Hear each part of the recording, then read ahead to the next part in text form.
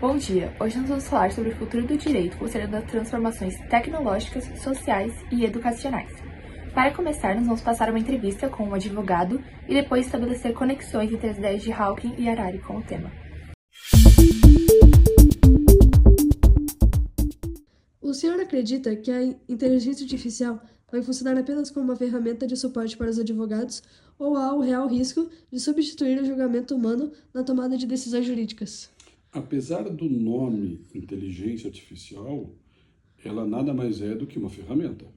Ela é uma ferramenta de pesquisa regenerativa, ou seja, ela lembra daquilo que ela respondeu e ela lembra daquilo que a gente perguntou, que no longo prazo otimiza as respostas e a produção. Mas isso não faz com que ela tenha capacidade de tomar decisões. Toda e qualquer utilização de ferramenta tem que ser revisada por uma pessoa, por um ser humano. Então, a gente tem que pensar a inteligência artificial como mais um aplicativo para otimizar o nosso trabalho, para ampliar nossa capacidade de dar resultado. Mas jamais, jamais ela deve substituir completamente o julgamento humano. Por isso que ela funciona como uma cognição expandida, uma forma da gente ampliar aquilo que a gente está fazendo, ou otimizar processos rotineiros, né? Procedimento, leitura, etc. e tal, mas jamais substituindo a decisão do ser humano, o julgamento de um ser humano. Agora com a Amanda. Para iniciar, Stephen Hawking alertou que a IA poderia superar a mente humana. Como esse alerta se aplica aos dias de hoje ao direito, com softwares já realizando análises jurídicas complexas? Bom, o futuro do direito está muito relacionado com as novas tecnologias, contando com avanços importantes que vão facilitar a vida do profissional do direito, mas também com preocupações que devem ser analisadas. Com base nas ideias de Hawking, a inteligência artificial ela pode aumentar a produtividade e facilitar tarefas, mas ela também pode aprofundar desigualdades, substituir empregos e fazer com que alguns profissionais se tornem excessivamente dependentes da tecnologia. Além disso, ela pode fazer com que algumas decisões se tornem muito automatizadas, perdendo espaço para a ética e para a sensibilidade social.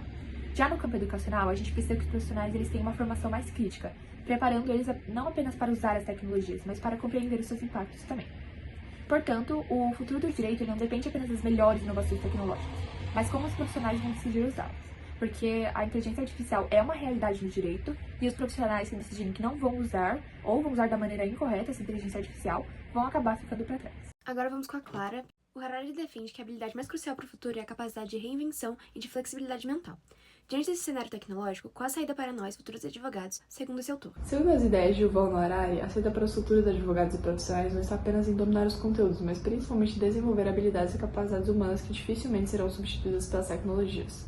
Dessa forma, ter capacidades como pensar criticamente, lidar com mudanças e argumentação, empatia e ética são de extrema importância nesse cenário. Harari também afirma que vamos ter que aprender continuamente, pois as profissões estão em constante mudança. Dessa forma, a gente vai precisar trabalhar com as tecnologias em vez de competir com elas, pois elas são ótimas ferramentas de apoio.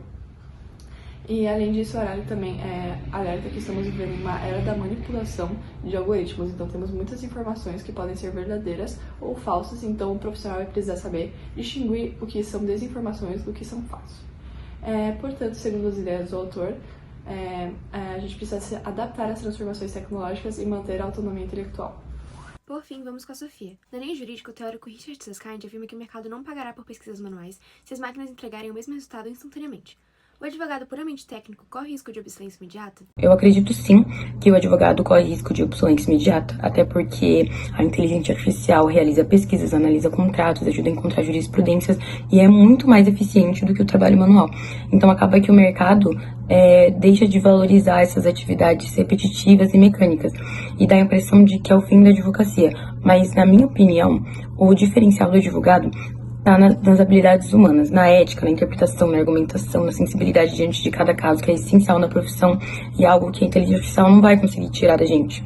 E o próprio Richard falou que a tecnologia transforma o direito todos os dias e cabe a nós ver ela como uma aliada e não como uma concorrente e nos adaptar sempre que possível para conseguir usar ela a nosso favor. Obrigada.